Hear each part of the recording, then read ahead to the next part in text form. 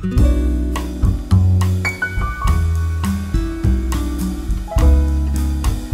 everyone, I'm Robert Wenzel. I'm actually the guy down in the corner over here. Dr. Walter Block is the main star and he's in the main screen over here. Today we're going to discuss Loyola University in New Orleans as a place to go to school if you're interested in Austrian economics. And, Dr. Block is certainly the guy to talk to about this. He holds the Harold E. Worth Endowed Chair. He is professor of economics at the College of Business, Loyola University-New Orleans. He is also a senior fellow at the Mises Institute. Here, and Walter, I've got my William F. Buckley clipboard here that I'm reading all this off of. So, just so you know. Okay, good. Dr. Block earned his PhD in economics at Columbia University. His bachelor's he earned in philosophy at Brooklyn College. And his high school degree he earned at James Madison High School, which is important because his classmate was Bernie Sanders, and they were on the track team together. But Bernie won't debate Dr. Block at this point. Dr. Block is also a doctoral supervisor at the business school in Grenoble École de Management in Argentina. Dr. Block is the author of 24 books, including a book that made me, along with some writings by Murray Rothbard and Harry Brown, but this book was extremely significant, Defending the Undefendable, that Dr. Block wrote. I don't know, Walter, when did you write this book? In what year? Well, it came out in 76, but I wrote it, 70, 71, 72. Okay, well, I got it, clearly after it was published, but it was one of the founding books that made me more radical than the founding fathers. Well, thank you. You're very kind. And since then, you really haven't stopped. You've been a major influence. Defending the Undefendable 2 is out. I have that. And Walter, you're going to see that I'm supporting your family here. I also have your book, Economics and the Environment, A Reconciliation, which is a book edited by you. I have Essays in Austrian Economics, which is great. This is a book that I recommend students of Austrian economics read because not many people know about it. There's some great essays. It's by Walter Barnett and by you. You've got the privatization of roads and highways, Human and Economic Factors, another great book. Your compilation, I Choose Liberty, which is a collection of essays by people who became libertarians and how they became such. Your Ron Paul fan book, which of course is important because Ron Paul is obviously a major influence in the libertarian movement. And then we've got Toward a Libertarian Society. And finally, the last one I have, so I don't have them all, The Case for Discrimination. My Defending the Undefendable book is actually at home along with your book on water. So, I'm trying to do what I can to support the Block family. So, thank you, Bob. Thank you. So let's move on here. The reason for this get-together is to discuss Loyola University and why it would make sense for an undergraduate student to attend. So I'm going to ask you a lot of questions that an undergraduate would ask, just starting with, where is Loyola located? Is it in downtown New Orleans? What happened when the flood came? Give us some sense for what's going on. Well, Bob, before I do, let me just thank you for that kind introduction. That's one of the best introductions I've ever had. Flashing all of my, well, not all of my books. I'll send you a clip of it. Right. Well, thank you. Loyola University, New Orleans, is located right across the street from Audubon Park and right next to Tulane University. We're considered the Garden District. We're maybe 4 or 5, 6 miles away from downtown or the French Quarter. We have the CBD, the Central Business District, where the tall buildings are and the office buildings. And right by there is the French Quarter. It's about, if there's no traffic, 15 minutes by car. And we also have streetcars. They're not called what do you call it, trolley cars. When I first came here in 2001, I called them a trolley car, and I was roundly condemned. They're street cars. They look like trolley cars to me, and they'll take you maybe a half hour to get to the French Quarter. So in some sense, Loyola and Tulane and the University of New Orleans are party schools, because the French Quarter is a big party pretty much every night, and especially Friday and Saturday nights. And the whole city is party city. I mean, I'm not that much of a partier myself, but there are parades pretty much, more parades than you can shake a stick at. So that's one reason to come to New Orleans if you want party city. Hopefully there'll be others for more serious students who are interested in Austrian economics. Right. Now, what about Katrina? Was that, did the flooding affect you, or were you at a higher elevation, or? It affected us a little bit. We are at a higher elevation, so we didn't get any flooding. But and the storm also missed us by about 40 miles. But the 40 miles away, it knocked down a few steeples. It knocked down even in our neighborhood. We had to redo the gym or something like that. So there was some damage, but not much to Loyola or next door Tulane. A little bit.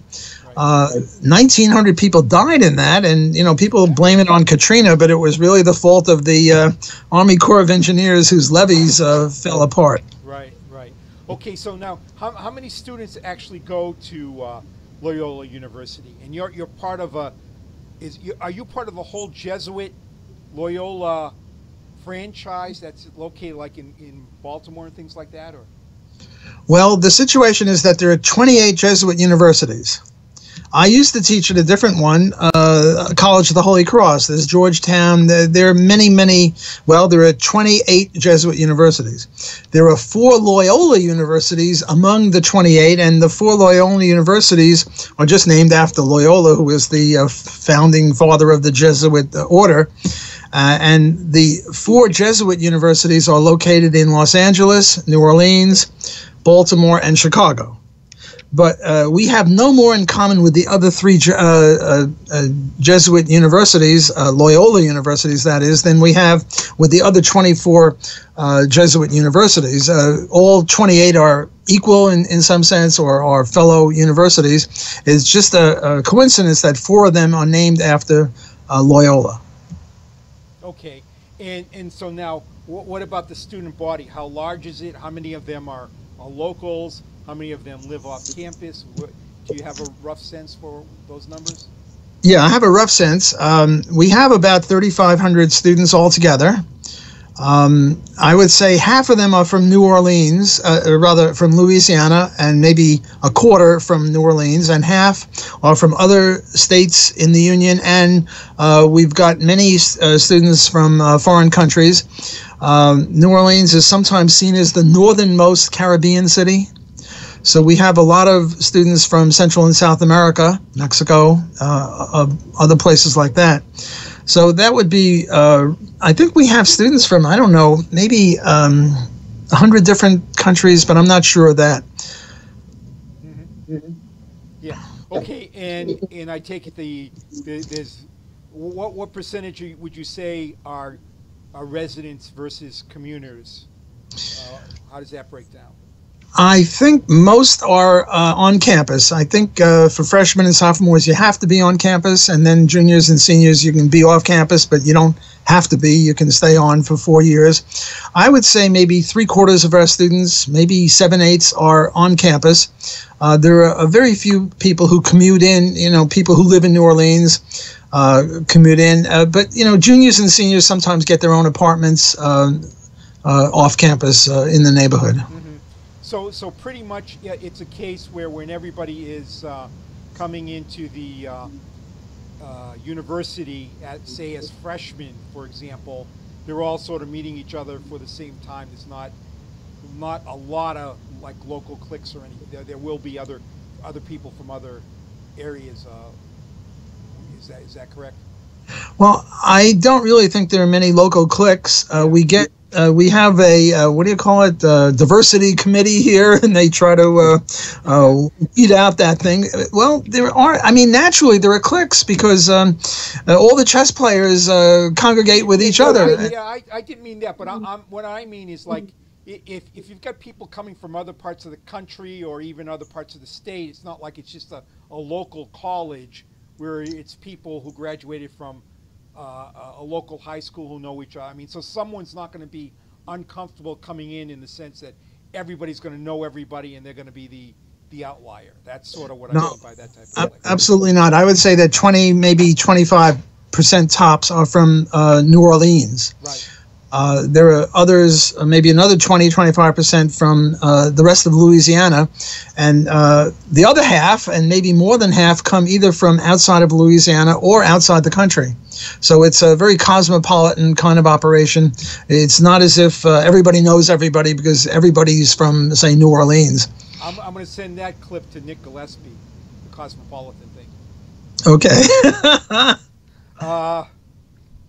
All right, let's get down to brass tacks now. The economics department. How many students are majoring in economics? We've got about 20 or 25. I'm not sure. I don't have the most recent numbers. It's changing, something like that. Okay.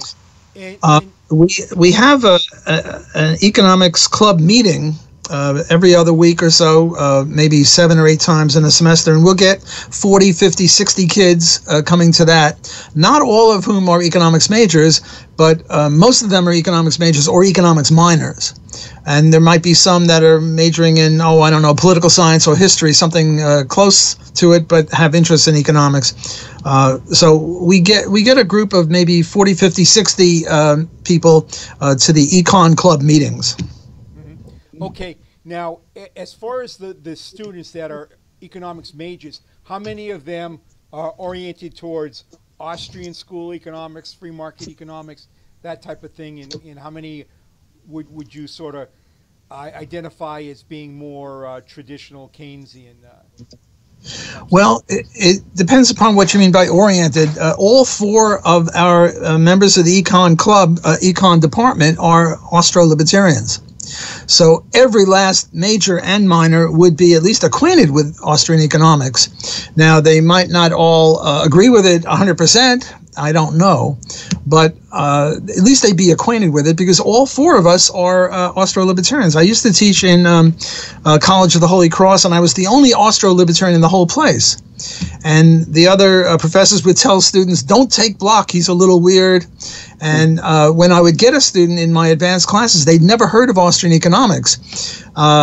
So it was like a hard sell. Whereas now, I'll get students in my advanced class who didn't take my intro course, and still they know a lot about Austrianism because they took the intro course with one of my 3 other colleagues, all of whom are Austro-libertarians. Okay, so what you're saying is the economics faculty is comprised of 4 members, and they're all Austro-libertarians.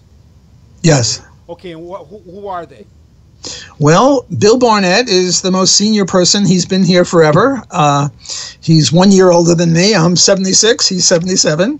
And he is a long-time Loyola professor. He went to school here as an undergraduate. He got his law degree here.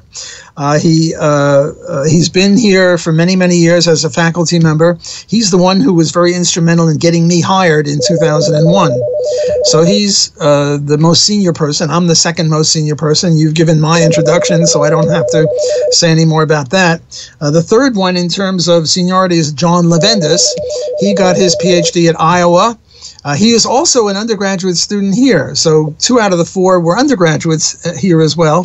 And John perhaps became more of an Austro-libertarian under Bill Barnett and my tutelage. But when he was hired, he used to come and teach maybe a course in the summer or something like that as an adjunct here. And then when he came here, he was pretty much a solid Austro-libertarian. And then the 4th one is a guy named Leo Krasnojan, who's from the Ukraine originally. He got his PhD at George Mason, which is known as a place that graduates Austro-libertarians with PhDs. So those are the four of us, and we're a happy family. We all we don't agree with each other on 100% of everything. Look, you and I are very good friends, and we only agree with each other on 99.8% of everything. And it's similar with me and these other three guys. Yeah. Okay. Now, what about the university as a whole? Are they sort of hip to Austrian economics? Do they give you any problems about that, or how? What's that situation like? Well, let me reassure all grandparents and parents and potential students that if you come here, not only will you get Austro-libertarianism, but you'll get the usual stuff that you get in any other university. You'll get feminist studies, you'll get black studies, you'll get queer studies, you'll get sociology, you'll get all sorts of political correctness. We have maybe 250 professors altogether, and of those 250, 4 economists are Austro-libertarians, and then there are 2 guys in the law school who are, well, I wouldn't say Austrians, because in order to be an Austrian, you have to be an economist in the first place, and they're not economists, so I'll just say libertarians.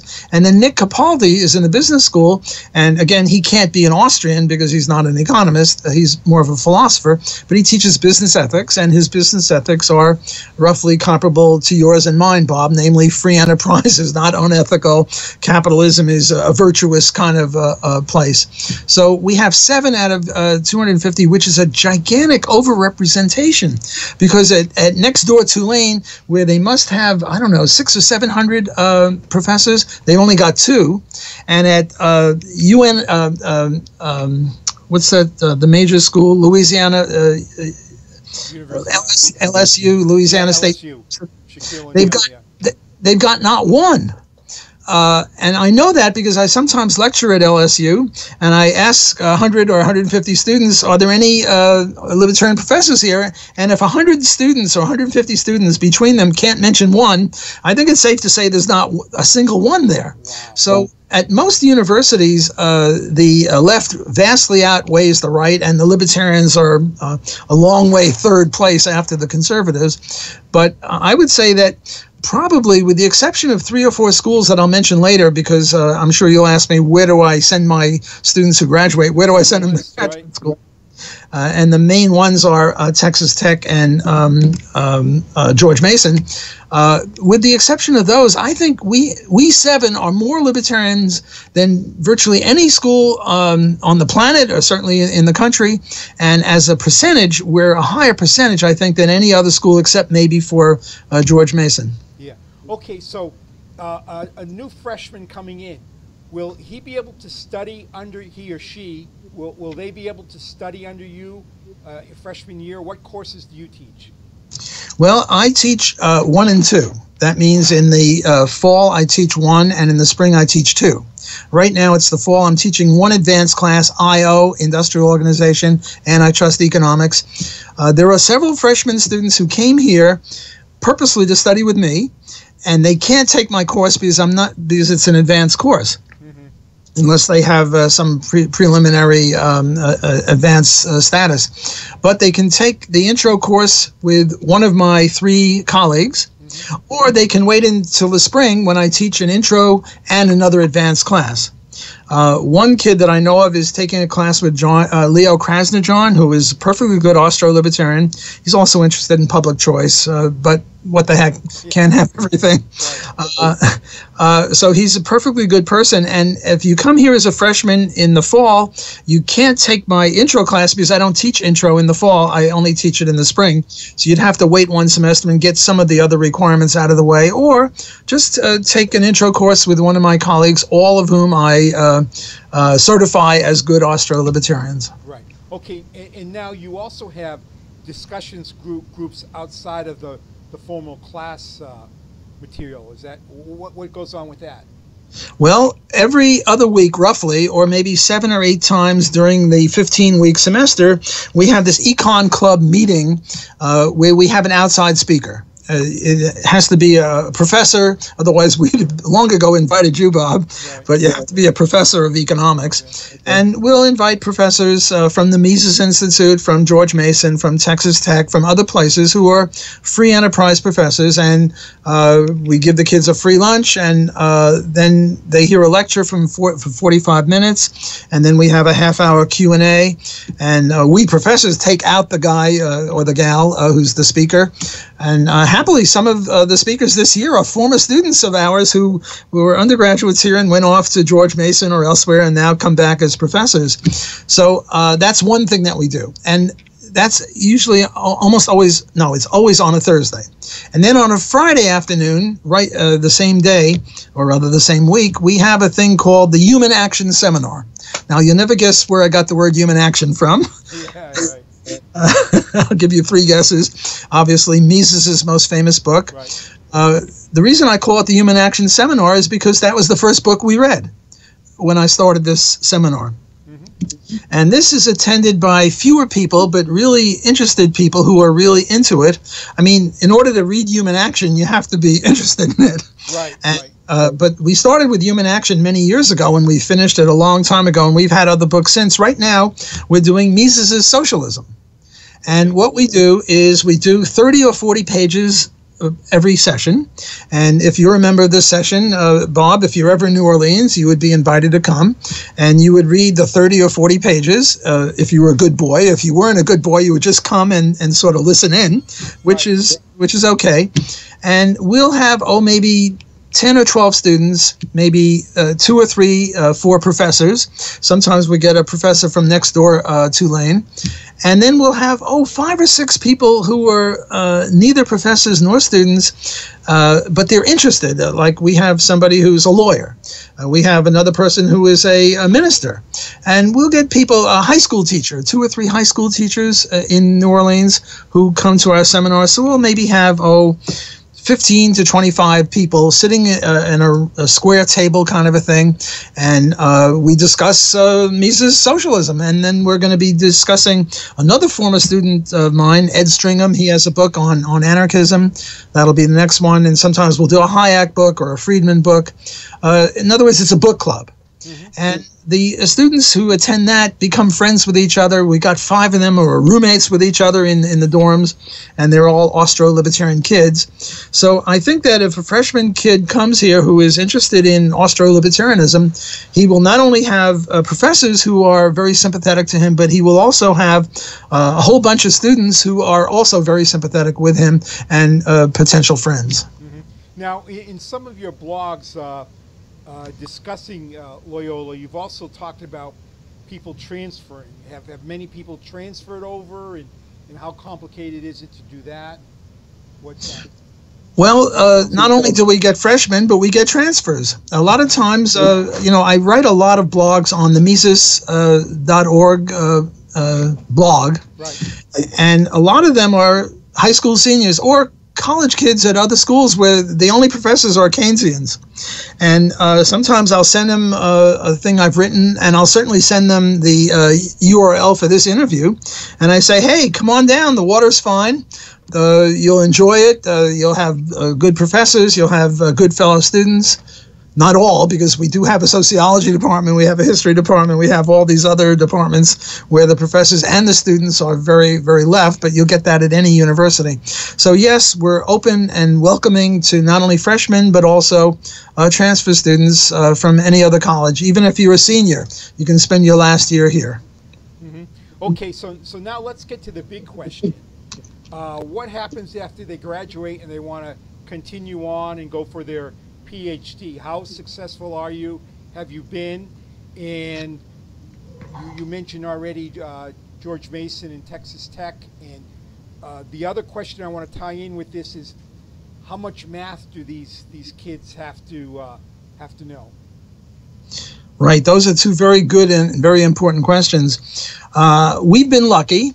we've had several of our students, maybe 6 or 7 or 8, who went off to graduate school and stuck with graduate school and are now professors at different universities. There are 2 students of mine who are at Brown University, Emily Schaefer-Scarbeck and Dan D'Amico.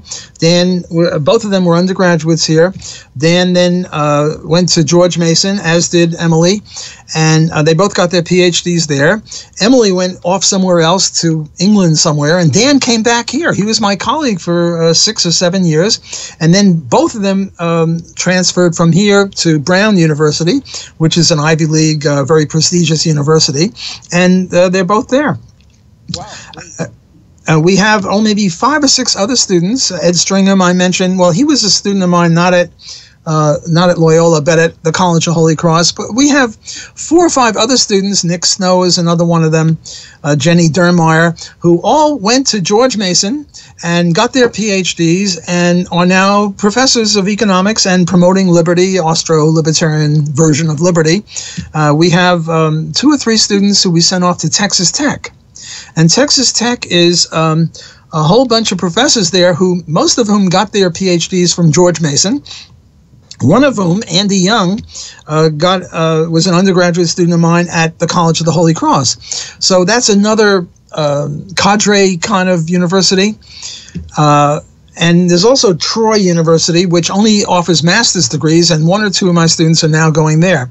So we try to inculcate Austro-libertarianism. Not all of our students go off to become professors. Many of them go to law school and become lawyers, or they go into business. We just becoming professors here, and it's certainly not just law school. It's also going into business, and those are the main things that my good students go for after they are here. Okay, now there's a couple of other things I want to ask you.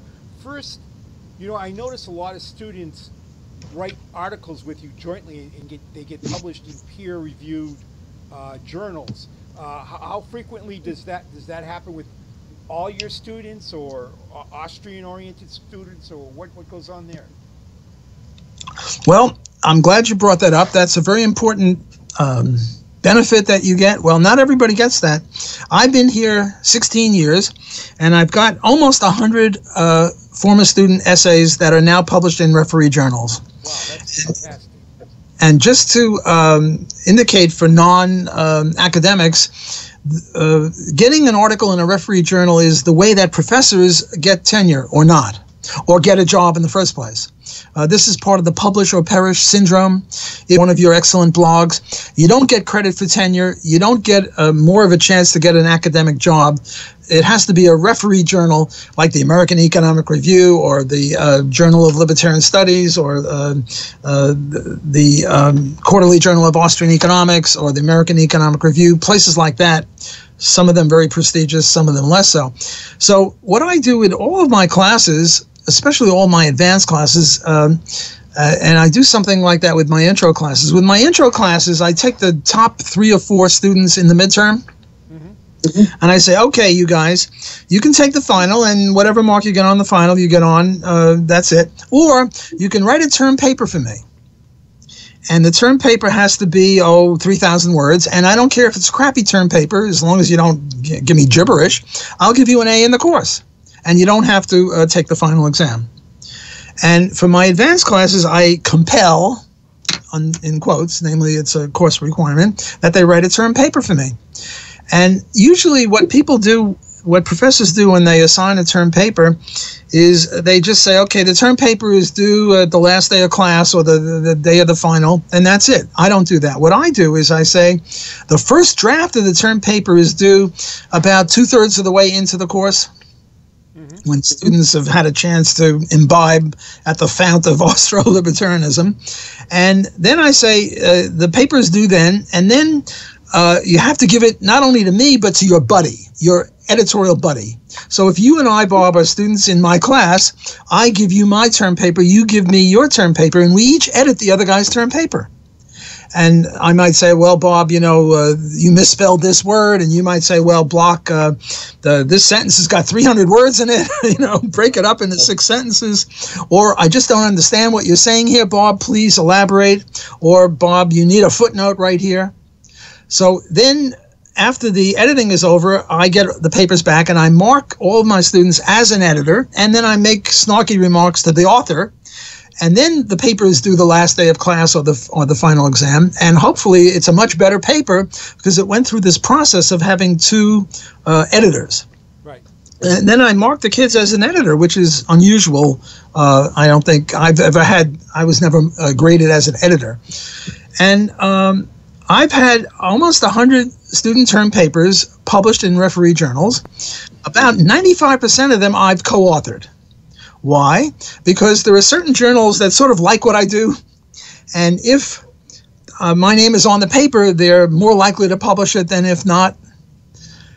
And also, when I add something to a student paper, I don't like to brag, but I've got 500 of my own papers published. I have to just comment. When I was doing a little background research on you for this interview, I looked up your CV, and it's 141 pages long. So. I'm going to link to it at the bottom of this video for anybody who wants to flip through it, but it's extensive. So I should add movie appearances also are listed on your CV. Are you aware of that? Movie appearances? That's how it's identified, yeah. Wow, I don't think I've ever appeared in the movies, but I've appeared in... Something you ordered a Rothbard Coke or something in a film? They seem to be cameo appearances. That's right. Yes, I forgot. I'm a movie star. You want my autograph? So I do publish a lot. 500 articles for a career is a lot, and I'm not finished with my career yet, so I'm hoping to do more. So the point is that when I edit, you're my student now, Bob, and I edit your term paper and I add 300 or 400 words or 1,000 words to it, it's much more likely to get published than you yourself as an undergraduate student. However, there are 5 papers or so, or 5% of the papers, where I couldn't co-author because the student disagreed with me. I remember there's one girl. My view is that the reason that women earn less than men is because of alternative costs of time and interest and stuff like that. It's got nothing to do with discrimination. In any case, this girl, a very bright girl, she was an honor student, and I gave her an A. She was a brilliant student, but she was a total pinko commie. And I'm very proud of myself that what I did with her term paper is I gave her an A because it was an excellent paper. It was just all wrong, but you know, what the heck? Can't have everything. And I helped her get that published in a pretty good journal. I think it was the American Journal of Economics and Sociology. I forget the journal. And what I did is I said, well, you know, you have to break up this sentence and you have to put that footnote in and you have to do this. And I made the paper better. And then I helped her get it published. Initially, what I would tell students who did their own papers is, you know, just send it for publication. And they would maybe send it or not. And if they sent it and got it rejected, they would say, well, that's it. Oh, no. I don't like to brag, but I've had more of my papers rejected by more articles, more editors than anyone else probably. And my attitude toward a rejection of my paper or a co-authored paper or a paper of a student attacking me is pearls before swine. You don't like the paper, I'll send it somewhere else. So finally, I think I helped this girl get her paper, and now she's getting her PhD at Duke, and she's probably a leftist feminist, but what the heck. She was my student. She's precious. I don't care if she disagrees with me. And I'm very proud of myself for bending over backwards to support people who disagree with me. Because when I was a student, if I disagreed with the professor, they were not that friendly. Right. So anyway, these 5 papers or so are single author papers, and they're all critical of me, and I help them get published. But most of the papers are written by my kids, my Austro-Libertarian kids. And we agree on, you know, minimum wage or free trade or something like that. And I've had a lot of luck getting them published. So for people who come here as a freshman or as a transfer student, I don't guarantee you're going to get published. But I guarantee if you take my paper, I'm going to push you through the ropes on making your papers better. And you've got a shot at getting your papers published in a referee journal, which will help you directly as a professor. To get an undergraduate term paper published is a big feather in your cap. Or if you go to law school or anything else, it'll still help you to become a better writer if you go through the rigor that I put you through. Right. Okay, so now I want to get back to students graduating. How many of them would you say have an intense indoctrination in mathematics, so they're capable of going mainstream with economics? Not necessarily. My view, I'll tell you, Walter, is that someone finds math easy and it's not a problem for them. It may make sense for them to spend some time studying that, so they can battle the econometricians. What's going on at Loyola as far as that's concerned? Well, at Loyola we have two courses. One is Math for Econ, or Math for Economists, Mathematics for Economists, right. And the other course is Econometrics. Those are our advanced mathematical courses. Everyone has to take an intro stat a semester or two. Mm-hmm. So if you're like me, I mean, my PhD dissertation was econometrics, but I'm not really into it anymore, and many Austrians are not, and yet math is sort of like a restriction on entry into the field. So all you have to do is take, I think, one semester of statistics, which would be a requirement anywhere else, and I don't think you have to take any other, well, maybe some intro calculus, but every student has to take that. Right. But you don't have to take mathematics because well, Bill and I are very philosophically oriented Austro-libertarians, whereas John and Leo are more heavily mathematical than we are. Those are the two that teach stat and Math for Economists and econometrics. So you can graduate here with enough math so that you can go to graduate school. And all these students that went to graduate school, in the U.S. anyway, I'll talk about Europe in a second, all the students that went to a graduate school in economics, where it's very heavily mathematicalized, although the reason I choose Mason and Texas Tech is because in addition to them being Austrian, they have less math than requirements than, say, Chicago or Berkeley or MIT or Harvard or places like that. So the point is that when you get out of here, if you want to go for a PhD in the U.S., you will have enough math stat to survive and to prosper. On the other hand, if you want to get a PhD in economics and be a professor and you hate math or you're not good at math, you can still do it. Namely, what you do is you come here, you get your degree with very, very little math, and then you go get a master's someplace in a place where they don't specialize in math, and then you go over to Europe.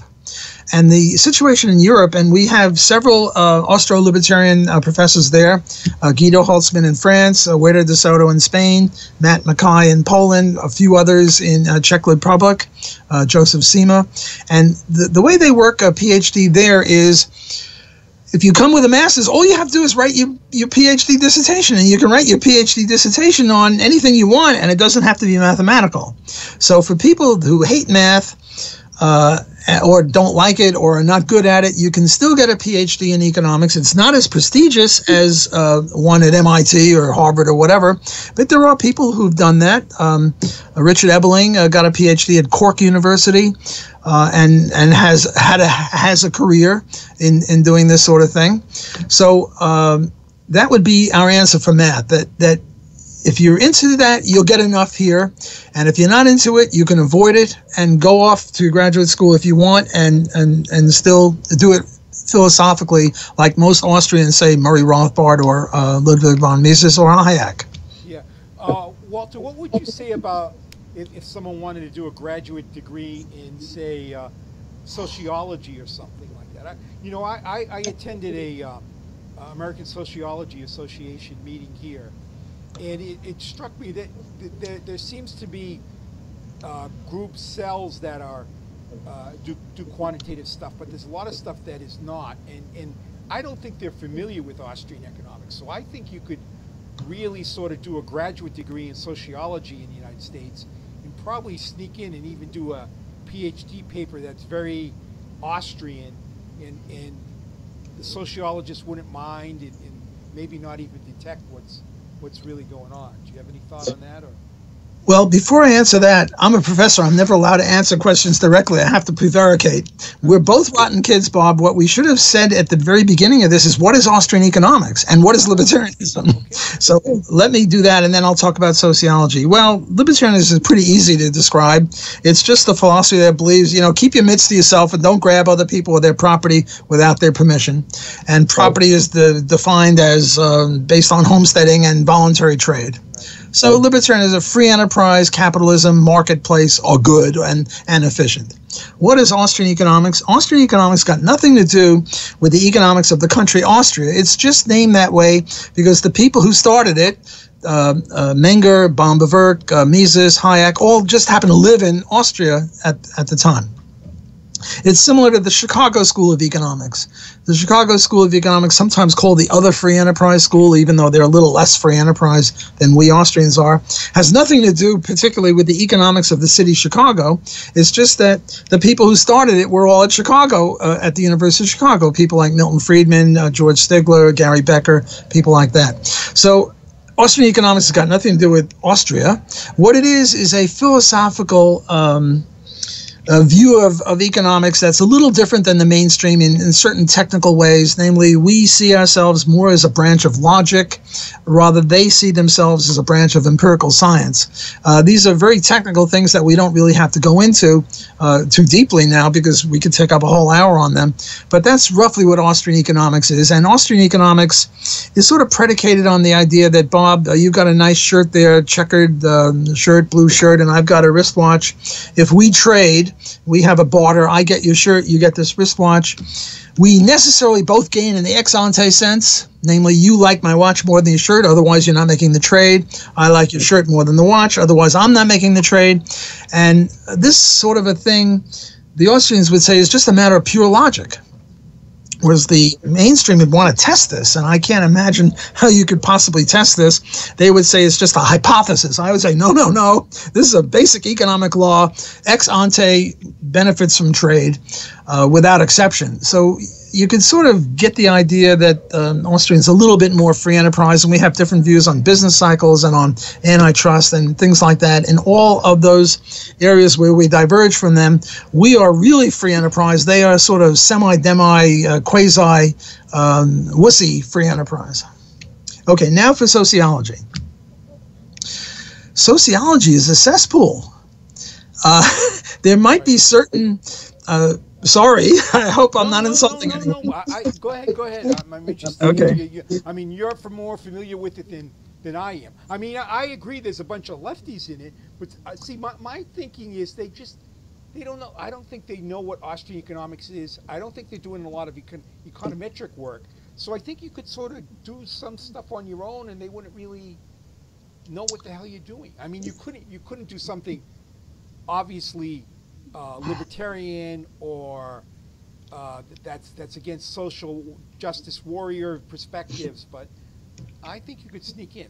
Maybe a better example. I was talking to Murray Sabrin recently, and he told me he got his PhD in geography, and what he did there is he really did Austrian economic study, and he studied how money supply in Federal Reserve, or how the economies where there were Federal Reserve banks perform versus others, and nobody in the geography course cared or knew or anything like that. But go ahead, tell us about the dirt about sociology.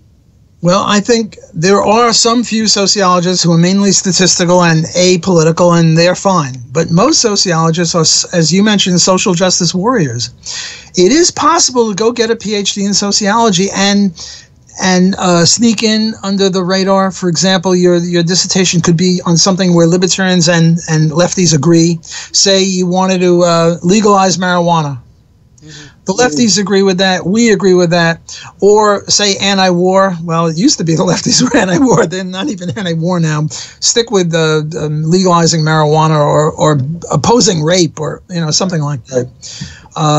It's possible. It's just that I would say that it's harder to get through a sociology PhD program than an economics one, although in some sense it's maybe easier because it's less math. On the other hand, it would be harder to get a job as a professor of sociology. You'd have to interview, and it would be harder because economics departments are much more open to free enterprise than sociology departments, and it'd be much harder to get tenure as a sociologist, but it is done. There are sociologists nowadays who are practicing, who are highly credentialed libertarians. And I'm amazed that they've done it, so I wouldn't advise it to a senior in college who wanted to be a professor. I would say better economics, maybe better history or political science, sociology, but on the low end of the totem pole. But, you know, if you're determined in your folly, I would support you, and you could liaise with me, and I would try to help you, put you in touch with sociology professors who are open to this. And there are a few, maybe in the whole country, I don't know, 15 or 20, whereas in the whole country, if I'm big tentish about free enterprise economists, I don't know, maybe half of all economists, or at least a third, are open to free enterprise and would oppose the minimum wage and, you know, favor free trade and be against rent control and stuff like that. So it's sort of at a low level. But you might get 40 or 50% of economists that are free enterprise in that sense, and maybe 60 or 70%, I'm not sure.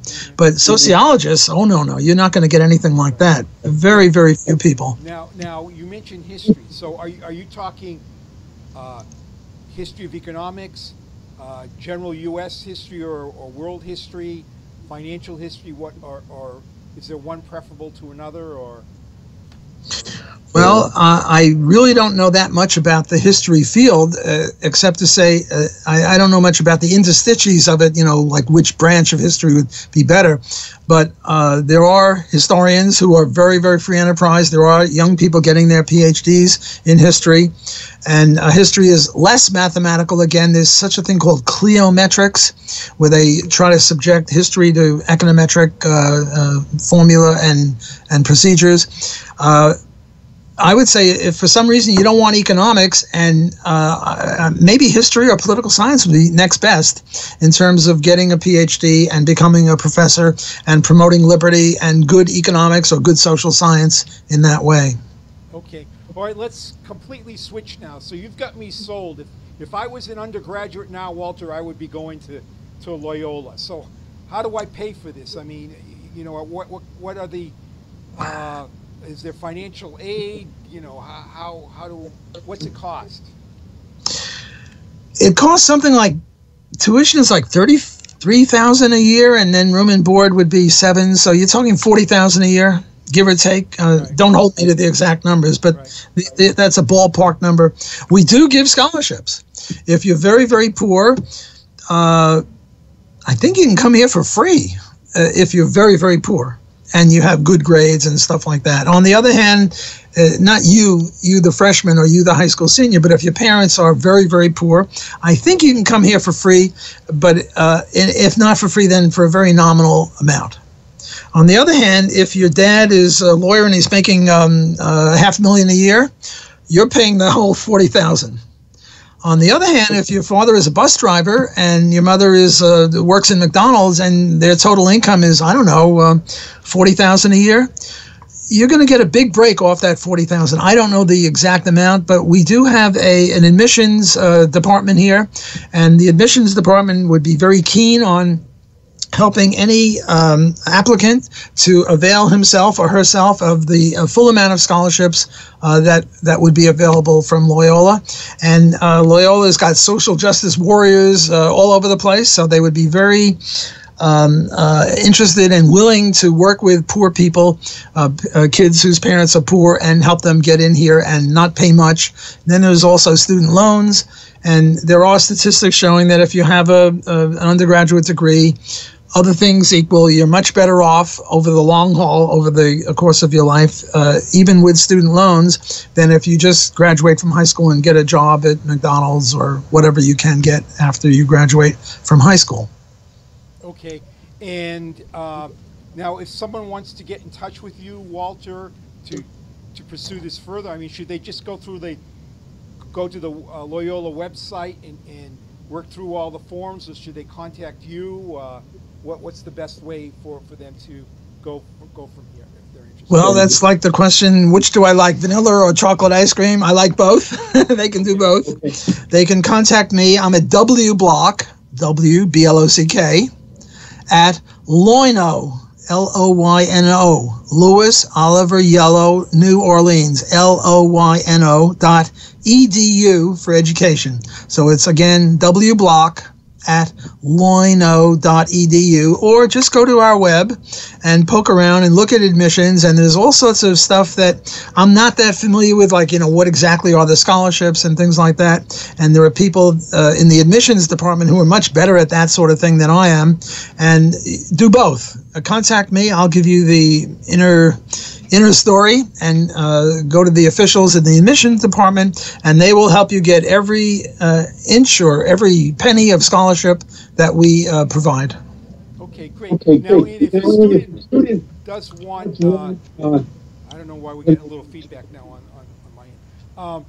If a student would like to talk to you more about that, are you available for that if they email you? Set up a time? Yes. If they email me and they want to talk to me, I'll give them my phone number. And they can call me, or I'll call them, and we can chat. Sure. Okay, great. Sounds like you got a great program down there, Walter. I wish I was younger. I would really sign up. I really would. So thanks very much for this call. I really appreciate it. And anyone out there, this is the place. You want to study Austrian economics on an undergraduate level, this is the place to do it. Let me just say one more thing, Bob. Maybe they should go to Texas Tech first, or instead, go to Texas Tech. The good people in the graduate program also teach undergraduate. Or maybe they should go to George Mason and not Loyola. And I'll admit that there are more Austro-libertarians at George Mason because they're a much bigger place than here. Or maybe Troy University. Why not go there instead of here?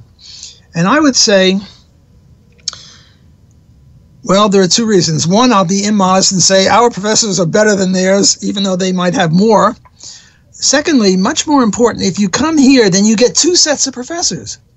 You get me and Barnett and Levendis and Krasnodron, and then you go to graduate school, you get a whole bunch of new people, say at George Mason. Whereas if you go to George Mason first, you get the same people, undergraduate and graduate. So that would be a reason for coming here, even though for the PhD, we don't give PhDs. I'm going to send you to Mason or Texas Tech anyway. But I think it's still better to come here rather than go there as an undergraduate and as a graduate, because then you get two sets of professors, and it'd be better for your education to get more variance on Austro-libertarianism than fewer. Okay, great. And again, just to make clear on where students have gone from your program here when they went to graduate, they've gone to George Mason and where else? Texas Tech. Okay. Texas Tech and Troy, plus a whole bunch of places in Europe. Okay. Okay, excellent. Okay, very good. Anything else you'd like to add, Walter? Is that it? Yes, I want to thank you profusely for letting me air this, and hopefully we'll get some more students, and I treasure every last student who comes here, especially the Austro-libertarian ones. Awesome. Okay, let's hope this helps and get you some really good students. Thanks very much, Walter. Take Thank care. you.